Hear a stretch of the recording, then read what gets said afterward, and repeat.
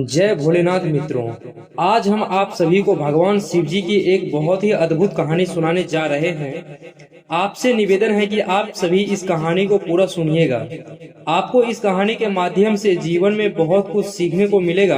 तो चलिए मित्रों, आपका ज्यादा समय नष्ट न करते हुए कहानी को शुरू करते हैं। एक बार की बात है, भगवान शिव जी कैलाश पर्वत पर बैठे हुए थे और धरती लोक का दृश्य देख रहे थे। तभी उनके पास आदि शक्ति माता पार्वती आती है और भगवान शिव जी को प्रणाम करके उनके पास बैठ जाती है। फिर थोड़ी देर बाद माता पार्वती भगवान शिव जी से कहती है, हे नाथ, मेरे मन में पृथ्वी लोक के भ्रमण करने की इच्छा जागृत हो रही है। कृपया आप मुझे पृथ्वी लोक का भ्रमण करा दीजिए। मित्रों, माता पार्वती की बात मानकर भगवान शिव जी माता पार्वती के साथ पृथ्वी लोक पर प्रकट हो जाते हैं और अपना रूप बदलकर साधारण मनुष्य बन जाते हैं। उसके बाद भगवान शिव जी माता पार्वती के साथ काशी नगरी का भ्रमण करने लगते हैं। भ्रमण करते हुए उन्हें शाम हो जाती है। फिर भगवान शिव जी और माता पार्वती एक मंदिर में रात बिताने के लिए ठहरते हैं। उसी समय माता पार्वती भगवान शिव जी से कहती है कि हे प्राणनाथ, रात्रि व्यतीत करने के लिए कोई ज्ञान से परिपूर्ण कहानी सुना दीजिए। मैं आपके मुख से कहानी सुनने के लिए उत्सुक हूँ। मित्रों, माता पार्वती के इस प्रकार से आग्रह करने पर भगवान शिव जी ने एक कथा सुनाई। हे देवी, आज मैं आपको एक बहुत ही सुंदर कहानी सुनाने जा रहा हूँ। जो भी मनुष्य इस कहानी को ध्यान पूर्वक पूरा सुनता है उसका कल्याण होता है और उसके बिगड़े हुए सभी कार्य सफल हो जाते हैं। उसकी सभी मनोकामनाएं पूर्ण हो जाती है। उसके घर में गरीबी और दरिद्रता कभी नहीं आती। मित्रों, कहानी सुनाते हुए भगवान शिव जी कहते हैं कि हे देवी, यह उस समय की बात है जब द्वापर युग का अंत हो रहा था और कलयुग का प्रारंभ होने वाला था। उसी समय मध्य देश में एक सुंदर नगर था। उस नगर में चंद्रदेव नाम के एक प्रतापी राजा राज्य करते थे। राजा चंद्रदेव की 7 बेटियां थी। सातों राजकुमारियां बहुत सुंदर थी, लेकिन राजा की जो सबसे छोटी बेटी थी वह अन्य राजकुमारियों की अपेक्षा ज्यादा सुंदर और बुद्धिमान थी, जिनका नाम देवलता था। राजा अपनी सभी पुत्रियों को बहुत प्रेम करता था। वह उनकी सभी इच्छाएं पूरी करता था, क्योंकि राजा चंद्रदेव की पत्नी की आकस्मिक मृत्यु हो गई थी। राजा अपनी बेटियों से इतना प्रेम इसलिए करता था जिससे कि उन्हें कभी ऐसा एहसास न हो कि उनकी मां नहीं है। वह उनके लिए तरह तरह के भोजन बनवाता था, उनके लिए अच्छे अच्छे खिलौने लाता था और उनकी देखभाल के लिए सैकड़ों दास दासियों को नियुक्त कर रखा था, जिससे कि उन्हें कभी किसी चीज की कमी महसूस न हो। मित्रों, समय के साथ साथ सातों राजकुमारियां बड़ी हो गई और अब वे सभी अपने रसोइयों से भोजन बनाना सीखने लगी, क्योंकि उन सबको भोजन बनाने में बहुत अच्छा लगता था। कुछ दिन बाद वे सभी भोजन बनाना सीख जाती है। उसके बाद वे सभी मिलकर अपने पिता के लिए स्वयं से भोजन बनाने लगती है। जब भी कभी राजा चंद्रदेव किसी कार्य से महल से बाहर जाते थे, राजकुमारियां उनके लिए रास्ते का भोजन बना देती थी। उनके हाथों का बना स्वादिष्ट भोजन खाकर राजा चंद्रदेव बहुत प्रसन्न हो जाते थे। इसी प्रकार समय बीत रहा था। एक दिन मध्य देश पर उसके पड़ोसी राज्य ने आक्रमण कर दिया। उस युद्ध में राजा की विजय हुई, परंतु राजा ने अपने वीर सेनापति अग्रसेन को उस युद्ध में खो दिया। सेनापति अग्रसेन की एक सुंदर पत्नी और एक बेटी थी। सेनापति की मृत्यु के बाद वे दोनों इस संसार में अकेली रह गई थी। फिर एक दिन सेनापति अग्रसेन की पत्नी राजा चंद्रसेन के महल में आती है और राजा से मदद मांगते हुए कहती है कि हे महाराज, मेरी मदद कीजिए। पति की मृत्यु के बाद मैं इस संसार में अकेली पड़ गई हूँ। मेरे पास जो रहने के लिए एक छोटा सा घर था वह भी गिर गया है। कृपया आप मुझे रहने के लिए कोई स्थान दे दीजिए। सेनापति की पत्नी की बात सुनकर राजा चंद्रदेव को उस पर दया आ जाती है और राजा चंद्रदेव ने अपने मंत्री को आदेश देते हुए कहा, महामंत्री जी, महल के बाहर जो हमारा निवास स्थान है उसे सेनापति की पत्नी को रहने के लिए दे दो।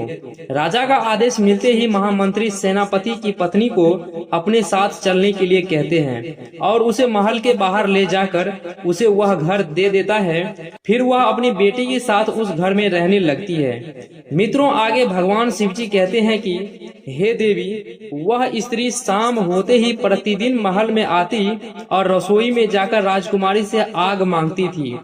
मित्रों, राजकुमारी देवलता को वह स्त्री बिल्कुल भी पसंद नहीं थी, क्योंकि उसकी आदतें बहुत ज्यादा खराब थी। इसलिए जब भी सेनापति की पत्नी आग मांगने महल में आती, राजकुमारी देवलता उसका अपमान कर देती थी और क्रोधित हो जाती थी और गुस्से से कहती, तुम प्रतिदिन आग मांगने के लिए क्यों आ जाती हो? क्या तुम्हारे घर में आग जलाने के लिए कुछ भी नहीं है? जाओ, अपने घर जाकर स्वयं आग जलाओ। अब दोबारा इस महल में आग मांगने के लिए मत आना। परंतु राजकुमारी की इन बातों का उस पर कोई असर नहीं हुआ। अगले दिन शाम के समय सेनापति की पत्नी फिर से महल की रसोई में जाकर आग मांगने लगती है। जैसे ही राजकुमारी देवलता ने उसे देखा, वह उस पर क्रोधित हो गई और उसे रसोई के बाहर निकाल दिया। लेकिन उस पर राजकुमारी की बातों का कोई असर नहीं होता था। जब राजकुमारी उस पर क्रोधित होती तो उसकी बड़ी बहनें उसे शांत कराती थी, उसे समझाते हुए कहती थी कि बहन, उसे माफ कर दो, वह बेचारी विधवा है। यदि हम सब इसको थोड़ी सी आग दे देंगे और यह उससे आग जला लेगी तो क्या हो जाएगा? इससे हमारा कोई नुकसान नहीं होगा। जब देखो तुम उस स्त्री से लड़ती झगड़ती रहती हो और उसको तुम इतना भला बुरा भी सुनाती हो। इसमें उस बेचारी का क्या दोष है? वह हमारे यहाँ केवल हमारी रसोई से थोड़ी सी आग ही तो लेने आती है। अपनी बड़ी बहनों की बात सुनकर छोटी राजकुमारी देवलता गुस्से में अपनी बहनों से कहती है, बहन, आज तुम्हें मेरी बात समझ नहीं आ रही है, लेकिन देख लेना, एक न एक दिन यह स्त्री हमारे साथ छल अवश्य करेगी, क्योंकि इसका चरित्र जो है ठीक नहीं लग रहा है और एक दिन यह हमारे लिए बहुत मुसीबत पैदा कर देगी। इतना कहकर छोटी राजकुमारी अपने कक्ष में चली जाती है। उसके बाद यह सिलसिला इसी तरह चलता रहा। अब वह औरत उन राजकुमारियों के प्रति षड्यंत्र रचने लगी, क्योंकि वह बहुत दुष्ट स्वभाव की थी। एक दिन जब वह रसोई में आग मांगने जाती तो वह सबसे नजर बचाकर राजा के भोजन में थोड़ी सी मिट्टी मिला देती और राजा के लिए बना हुआ भोजन खराब कर देती थी। एक दिन जब राजा चंद्रदेव भोजन कर रहे थे तो उन्हें भोजन को लेकर कुछ शंका उत्पन्न हुई, लेकिन राजा चंद्रदेव को अपनी बेटियों पर पूर्ण विश्वास था, क्योंकि उनका भोजन उनकी बेटियां बनाती थी और राजा को अपनी सभी बेटियों के प्रति बहुत अधिक प्रेम था। इसीलिए वह समझ नहीं पा रहा था कि भोजन को कौन खराब कर रहा है। फिर एक दिन राजा ने मन ही मन सोचा कि अब मुझे देखना चाहिए कि खाना बनाते समय हमारी बेटियां ऐसा क्यों करती है। ऐसा सोचकर राजा चंद्रदेव अपने कक्ष में चला गया। अगले दिन जब सातों राजकुमारियां रसोई घर में भोजन बना रही थी तो राजा चंद्रदेव छिपकर देखने लगा कि मेरी बेटियां किस कारण मेरे भोजन को खराब करती है। ऐसा खराब भोजन खिलाकर वे मुझे क्यों मारना चाहती है। अपने मन में ऐसा विचार करते हुए राजा अपनी पुत्रियों को देखने लगा, क्योंकि वह अपनी पुत्रियों से प्यार भी बहुत करता था। इसीलिए उसे इस बात पर यकीन नहीं हो रहा था कि वह जानना चाह रहा था कि उसकी बेटियां भोजन खराब क्यों करती है। लेकिन जब उसने देखा कि उसकी बेटियां तो बहुत ही स्वच्छता से भोजन को तैयार कर रही थी, कुछ देर बाद भोजन बनकर तैयार हो गया। आगे उसने देखा कि उसकी बेटियों ने बड़ी सावधानी और स्वच्छता के साथ भोजन को ढक कर एक सुरक्षित स्थान पर रख दिया और देवलता से कहकर अन्य कार्य करने के लिए रसोई घर से बाहर चली जाती है। इसके बाद राजा ने जो दृश्य देखा उसे देखकर वह बहुत आश्चर्यचकित हो गया। उसने देखा कि सेनापति की पत्नी आग लेने के लिए रसोई घर में आई और उसने अपने घर पर भोजन बनाने के लिए आग मांगी। तभी उसे देखकर देवलता को उस पर क्रोध आ गया और वह क्रोधित होकर उसे डांटने लगी और कहने लगी, जब देखो मुंह उठाए आग मांगने चली आती हो। जब उसके डांटने की आवाज उसकी बहनों ने सुना तो वे उसके पास आ जाती है और और उसे समझाते हुए कहती है, बहन उसकी तो आदत है, तुम उस पर गुस्सा मत किया करो। उसके बाद जब वह स्त्री आग लेकर जाने लगी, तभी वह राजकुमारियों की नजर बचाकर सारे भोजन में मिट्टी मिला देती है। इस प्रकार उसने सबसे नजर बचाकर सारा खाना खराब कर दिया। जब राजा ने देखा कि उसकी बेटियों ने तो बहुत साफ सफाई और बड़े सुंदर तरीके से खाना बनाया था, लेकिन सेनापति की पत्नी ने आग लेने के बाद भोजन में मिट्टी मिला दी है, यह देखकर राजा को उस स्त्री पर क्रोध आ जाता है। अगले दिन जैसे ही सुबह होती है, राजा चंद्रदेव अपने दरबार में जाते हैं और एक सैनिक को अपने पास बुलाते हैं और उसे आदेश देते हैं कि जाओ सेनापति की पत्नी को लेकर आओ। राजा का आदेश पाकर सैनिक उस स्त्री के घर जाता है और उसे अपने साथ लेकर दरबार आ जाता है और राजा चंद्रदेव के सम्मुख खड़ा हो जाता है। फिर जब राजा गुस्से से उससे सारी घटना के बारे में पूछा तो सेनापति की पत्नी ने चालाकी दिखाते हुए कहा, महाराज मुझे क्षमा करें, मैं तो आपकी बुद्धिमत्ता की जांच कर रही थी, क्योंकि मैंने आपकी बुद्धिमानी के चर्चे अपने पति से बहुत सुने थे। इसीलिए मैं देखना चाहती थी कि आप कितने चतुर और बुद्धिमान हैं और कैसे इस समस्या का समाधान निकालते हैं। आगे वह स्त्री राजा चंद्रदेव की प्रशंसा करते हुए कहने लगी कि हे महाराज, आप तो वास्तव में बहुत ही बुद्धिमान हैं। फिर वह हाथ जोड़कर कहती है, हे महाराज, मेरी इस गलती के लिए मुझे क्षमा कर दीजिए, आप तो न्यायप्रिय और समझदार हैं। मित्रों, इस प्रकार उस दुष्ट स्त्री ने राजा को अपनी मीठी मीठी बातों के माया जाल में उलझा दिया। उसकी ऐसी बातें सुनकर राजा भी उसकी समझदारी के कारण उस पर अत्यधिक प्रसन्न हो गया और उसकी सुंदरता पर मोहित हो गया। उसकी बातें सुनने के बाद राजा चंद्रदेव का मन परिवर्तित हो गया और उसे दंड देने के स्थान पर उसको अपनी पत्नी बनाने का निर्णय कर लिया और उससे विवाह भी कर लिया। राजा के इस निर्णय को देखकर सारा राज दरबार सोच में पड़ गया, किंतु कोई कुछ नहीं बोल सकता था। अब तो सेनापति की पत्नी राजा चंद्रदेव की रानी बन चुकी थी। अब यह नई रानी राजा की पहली पत्नी से पैदा हुई 7 बेटियों से बहुत अधिक नफरत और घृणा करने लगी थी। वह चाहती थी कि किसी प्रकार से यह 7 राजकुमारियां महल से निकल जाएं। राजकुमारियों को महल से निकालने के लिए वह नए नए षड्यंत्र रचने लगी और उन्हें महल से निकलवाने की कोशिश करने लगी।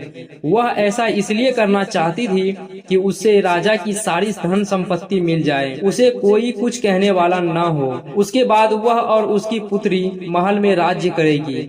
आगे भगवान शिवजी माता पार्वती से कहते हैं कि हे देवी, राजा चंद्रदेव अपनी सभी बेटियों को बहुत प्यार करता था। उसको अपनी पुत्रियों के प्रति बहुत ही करुणा और दया थी।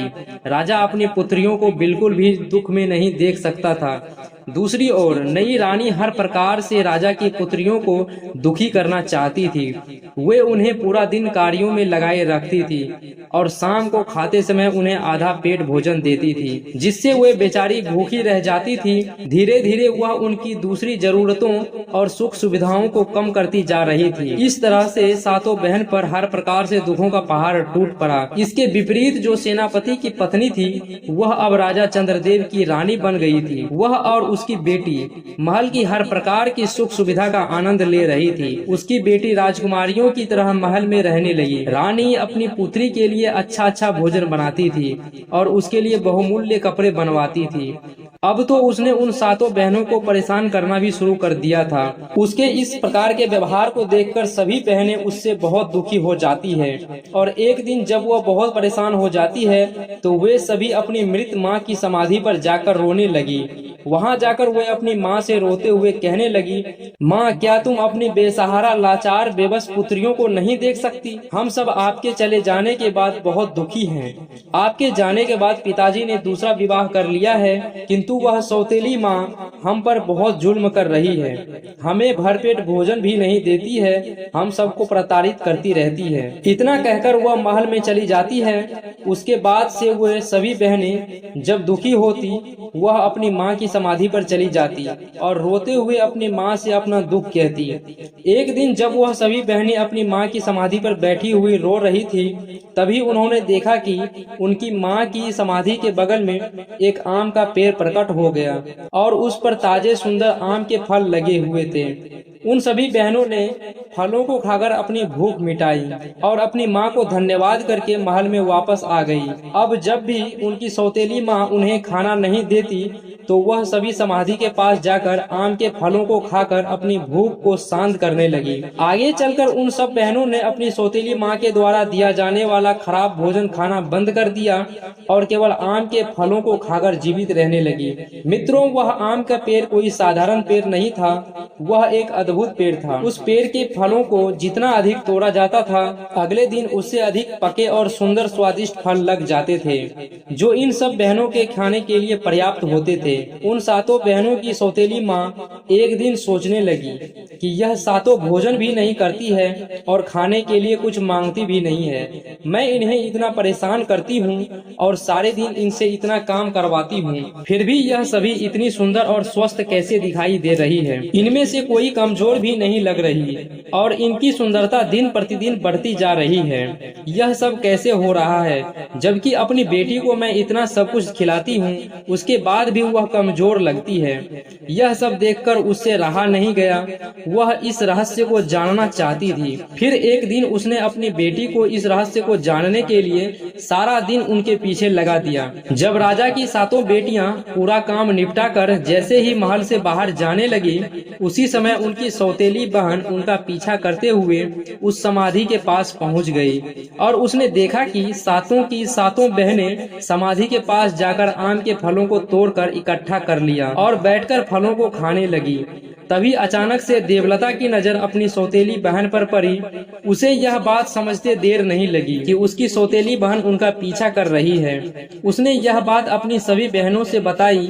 उसने कहा, बहन, यह लड़की हम सबका पीछा कर रही है, हम सबको देख रही है, चलो हम इसे डांट कर यहाँ से भगा देते हैं और इन सभी फलों को छुपा देते हैं। यदि इसने देख लिया तो यह जाकर सारी बातें अपनी माँ को बता देगी। अगर इसने यह बात अपनी माँ को बता दिया तो हम सबके लिए समस्या उत्पन्न हो जाएगी।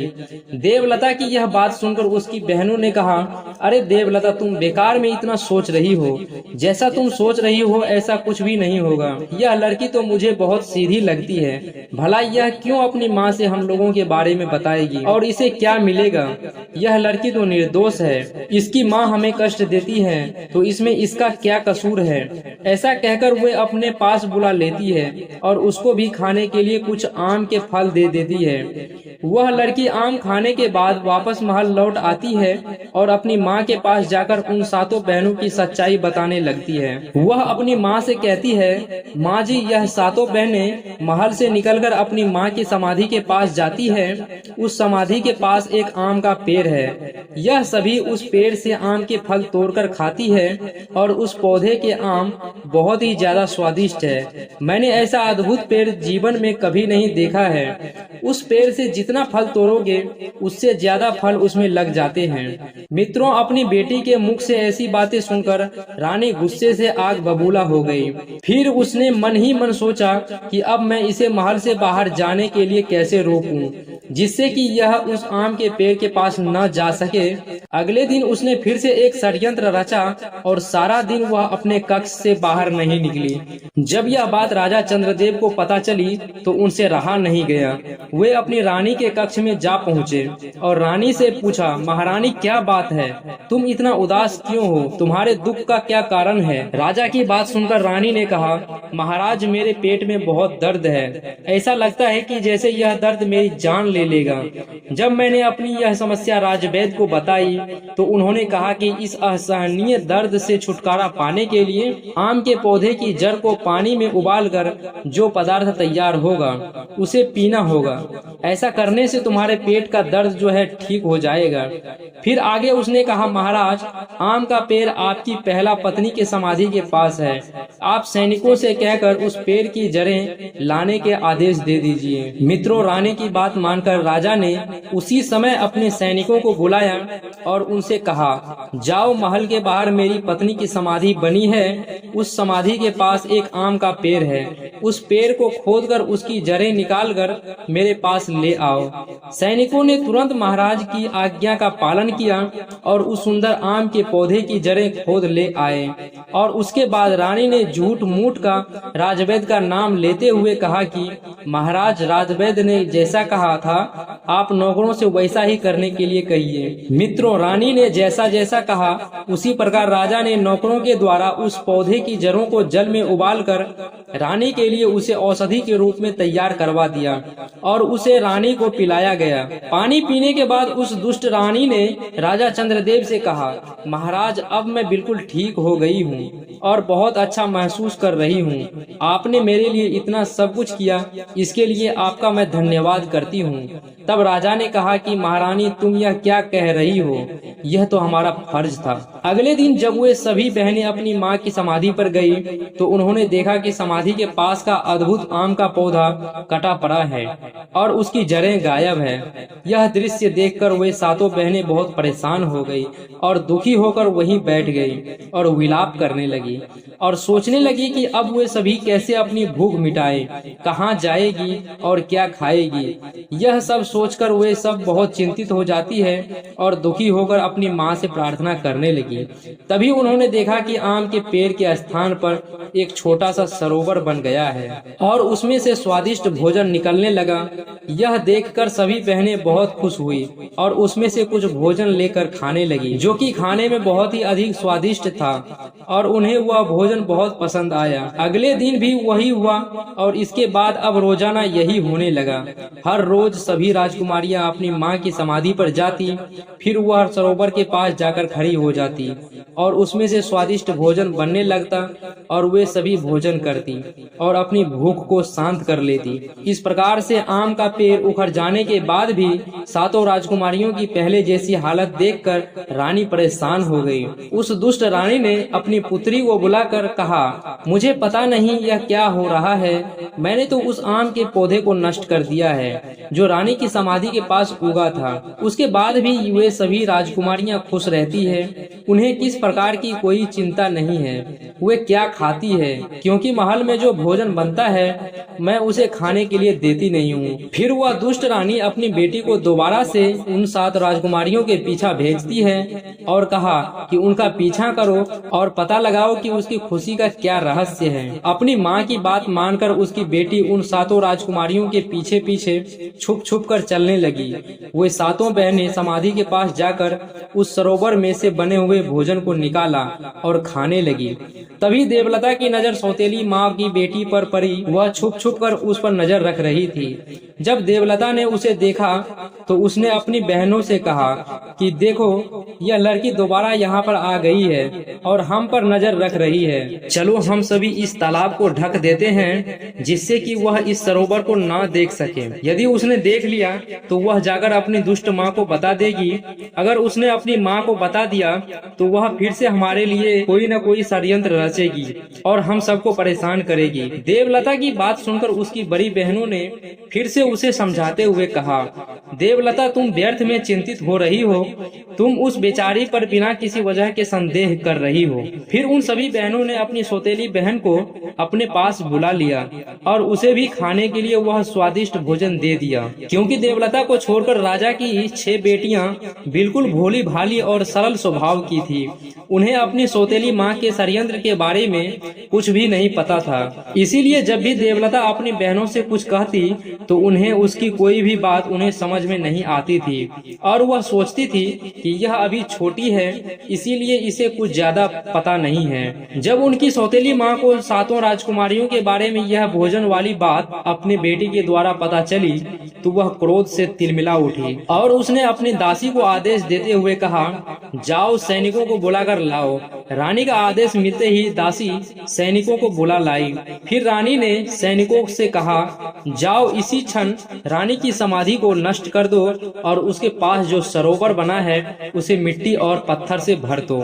रानी की आज्ञा पाकर सैनिक महल से बाहर जाते हैं और पहली रानी की समाधि को नष्ट कर देते हैं और सरोवर को कंकर, पत्थर और मिट्टी से भर देते हैं। अगले दिन जब 7 राजकुमारियां वहां जाती है तो वे देखती है कि उनकी माँ की समाधि ही नहीं है वहाँ पर। यह देखकर वह बहुत ज्यादा दुखी हो जाती है और जोर जोर से करुण स्वर में विलाप करने लगी। अब उनके पास जीने के लिए कोई और रास्ता नहीं बचा था। यही सब सोचकर वह सातों राजकुमारी परेशान हो गई। मित्रों, आगे की कथा सुनाते हुए भगवान शिव जी कहते हैं कि हे देवी, उन सातों राजकुमारियों के साथ इतना सब कुछ करने के बाद भी वह दुष्ट रानी संतुष्ट नहीं हुई और एक दिन उसने फिर से एक बीमारी का बहाना करके अपने कक्ष से सारा दिन बाहर नहीं निकली। जब राजा को दासी के द्वारा पता चला कि रानी बीमार है तो राजा ने सोचा चलकर रानी की बीमारी का कारण जानते हैं। यह सोचकर राजा चंद्रदेव रानी के कक्ष में जाते हैं और रानी को देखकर कहते हैं, महारानी आप चिंता न कीजिए, मैं तुम्हारी बीमारी को ठीक करने के लिए तुम्हें अच्छे से अच्छे वैद्य को दिखाऊंगा और तुम जल्दी ठीक हो जाओगी। मित्रों, राजा को इस बात के बारे में तनिक भी खबर नहीं थी कि रानी बीमार नहीं है। वह तो राजकुमारियों को महल से बाहर निकलवाने के लिए षड्यंत्र रच रही है। राजा के इस प्रकार से कहने पर वह कहती है कि हे महाराज, आपको परेशान होने की कोई जरूरत नहीं है। आप हमारे लिए एक छोटा सा कार्य कर दीजिए, मैं ठीक हो जाऊंगी। रानी की बात सुनकर राजा ने कहा, महारानी आप बताइए मुझे कौन सा कार्य करना होगा, आप निसंकोच होकर कहिए। तब रानी कहते हैं कि आप अपनी पहले पत्नी के 7 बेटियों को मारकर और हमारी उंगलियों में लगाइए, तब जाकर मैं ठीक हो पाऊंगी। उसके बाद राजा यह सुनकर उसके पैरों तले जमीन खिसक गई और वह सन्न रह गया, क्योंकि राजा ने वचन दे दिया था। इसके लिए वह अपने वचन में फंस गया। अब राजा करे तो करे क्या। फिर उसने राजमहल से निकला और सातों राजकुमारियों को ढूंढने लगा। फिर राजा चंद्रदेव को वह राजकुमारी अपने बगीचे में मिला जहाँ पर सातों राजकुमारियां उदास बैठी हुई थी और राजा चंद्रदेव को उसके बेटियों पर दया आ गई और राजा ने अपने झोले से कुछ फल निकाले और अपनी बेटियों को खाने के लिए दे दिए।